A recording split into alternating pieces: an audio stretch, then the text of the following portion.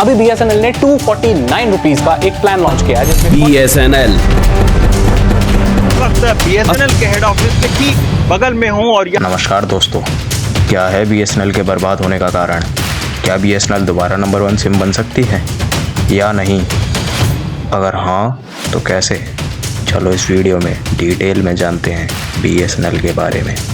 28 जून 2024 यह वो तारीख है जब जियो और एयरटेल ने अपने रिचार्ज को 3 जुलाई 2024 से बढ़ाने का जानकारी दी, जिसमें जियो ने 12 से 25% की बढ़ोतरी की, तो वहीं दूसरी तरफ एयरटेल के अंदर 11 से 21% का हाइप देखा गया। और जैसे ही ये चीज़ वायरल हुई तो मीमर्स ने एक तरफ मीम बनानी शुरू कर दी, तो इसी तरफ कोई पुराना खिलाड़ी जो अपनी हारी हुई बाजी को जीतना चाहता था, जिसका नाम है BSNL। असल में दोस्तों, ये चीज़ जब मार्केट में सर्कुलेट हुई तो तुरंत ही लोगों के बीच अपनी सिम को BSNL में पोर्ट करवाने का ट्रेंड अपने चरम पे पहुंच गया। आज भी हम में से हर एक इंसान चाहता है कि वो अपनी सिम को BSNL में पोर्ट करवा ले, और लोगों की इसी उत्सुकता को हवा देने का काम किया टाटा ग्रुप ने। यहीं पर यह खबर आई, TCS ने BSNL के अंदर 15,000 करोड़ की डील को फाइनल किया, जिसमें उनका टारगेट 1000 गाँव तक फास्ट 4G सर्विस को पहुँचाना है। लेकिन पैसा BSNL के लिए कभी समस्या था ही नहीं, क्योंकि साल 2019 तक ही गवर्नमेंट BSNL के अंदर 3.22 लाख करोड़ की इन्वेस्टमेंट कर चुकी थी, जिसे प्रॉफिट में कन्वर्ट करना तो छोड़िए, BSNL ने लॉस में जाकर उस सभी पैसे को डुबा दिया। तो आखिर BSNL को किस चीज़ की ज़रूरत है, और क्या BSNL कभी कमबैक कर भी पाएगा BSNL की हिस्ट्री में?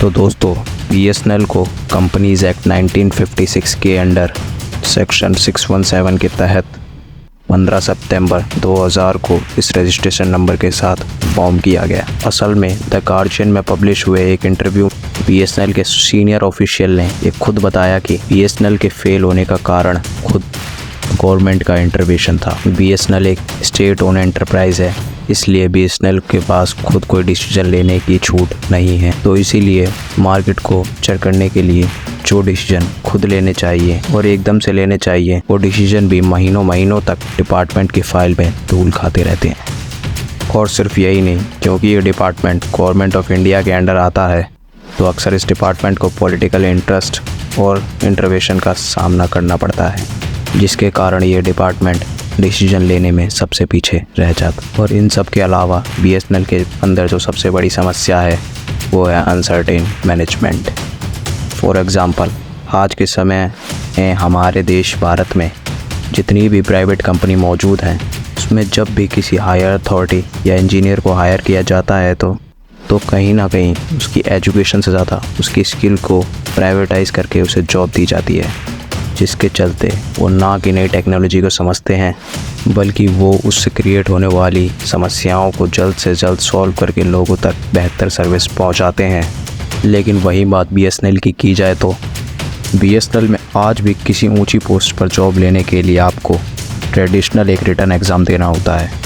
उसके बाद आपका एक इंटरव्यू होता है, और वह इंसान जिसे प्रैक्टिकल से कई ज़्यादा किताबी ज्ञान है, उसे मैनेजमेंट का एक अहम हिस्सा बना दिया जाता है, और इससे कस्टमर को अच्छी खासी परेशानी झेलनी पड़ती है। और इनमें से भी 90% एम्प्लॉयज़ को फालतू के कामों में लगा दिया जाता है, और इसके अलावा ये अपने कस्टमर से इज्जत से बात भी नहीं करते। और अब BSNL जब थोड़ा हाइप में आई तो इन लोगों ने रैलियाँ निकालना शुरू कर दिया। लेकिन इन लोगों को कौन समझाए कि रैलियों और आंदोलनों से कुछ नहीं होता। जब तक ये कस्टमर्स को इज्जत नहीं देंगे, उनकी अच्छे से सर्विस नहीं देंगे, तब तक कोई इनकी कंपनी ज्वाइन नहीं करेगा। जय हिंद, जय भारत।